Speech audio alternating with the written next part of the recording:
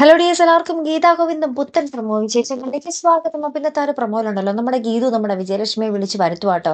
എന്നിട്ട് പറയുന്നുണ്ട്, എത്രയും വേഗം വരണം, ഇവിടെ അച്ഛന്റെ ബലി ഇട്ട് തീരുന്നതിന് മുമ്പ് എത്രയും വേഗം അമ്മയോട് എത്തണമെന്ന് പറയുന്നുണ്ട്. അപ്പൊ നമ്മുടെ വിജയലക്ഷ്മി, ഞാൻ വരാം, മോളെയും കൂട്ടി വരാം എന്ന് പറയുമ്പോൾ നമ്മുടെ ഗീതു പറയുന്നുണ്ട്, രഞ്ജുവിനെ എങ്ങനെ ഒഴിവാക്കണമെന്നൊക്കെ പറയുന്നുണ്ട്.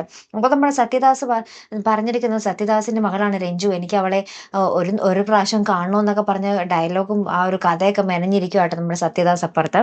അപ്പൊ ഇവിടെയാണെങ്കിൽ നമ്മുടെ രഞ്ജു ആകപ്പാട് ദേഷ്യത്തിലാണ്. അനാർക്കലി തന്നോട് എന്തിന് ഭയങ്കര സ്വാതന്ത്ര്യത്തോടു കൂടി പെരുമാറണം, അവര് ആരാണ് എന്നെ അടിക്കാൻ, അമ്മ പോലും എന്നെ അടിച്ചിട്ടില്ലല്ലോ എന്നൊക്കെ പറഞ്ഞ് നമ്മുടെ രഞ്ജു ഭയങ്കരമായിട്ട് ചൂടായി നമ്മുടെ വിജയലക്ഷ്മിയോട് സംസാരിക്കുന്നതിന്റെ രംഗവും ആ ഒരു പ്രൊമോയിൽ കാണുവാൻ സാധിക്കുന്നുണ്ട്. അപ്പൊ വിജയലക്ഷ്മിക്ക് തുറന്ന് പറയാൻ പേടി.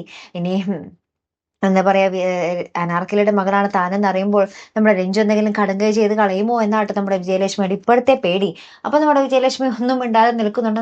എന്നാൽ രഞ്ജു പറയുന്നുണ്ട്, ഇനിയും അവരെന്നെ ഭരിക്കാൻ വരികയാണെങ്കിൽ ഞാൻ അതിൽ ഏട്ടനെ ഇടപെടുത്തും എന്നൊക്കെ പറഞ്ഞ് എന്താ പറയാ, രഞ്ജു ആകപ്പാടെ ദേഷ്യത്തിൽ നിൽക്കുന്ന ഒരു രംഗത്തിലാണ് നമുക്ക് ആ ഒരു പ്രമോ അവസാനിക്കുന്നത്. അപ്പൊ ആകപ്പാടെ കഥ വഴിത്തിരിവിലേക്ക് പോയിക്കൊണ്ടിരിക്കുകയാണ് നമ്മുടെ ഗീതാ ഗോവിന്ദൻ. പക്ഷെ ആ ഒരു പുതിയ അതിഥിയുടെ വരവോട് കൂടെ കഥ ഭയങ്കര ബോറായി പോയോ എന്നും എനിക്കൊരു സംശയമുണ്ട് കേട്ടോ.